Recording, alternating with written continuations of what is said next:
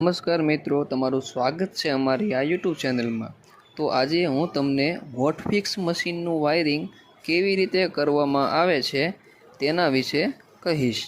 તો સર્વપ્રથમ તમે જોઈ શકો છો કે 3 ફેઝ મીટરની બાજુમાં મેં પહેલાં 3 ફેઝ ELCB પ્લસ MCB એટલે કે રોબોટ લગાવેલો છે। ત્યાર પછી અંદર એન્ટર થતાં 3 પોલ MCB લગાવેલી છે।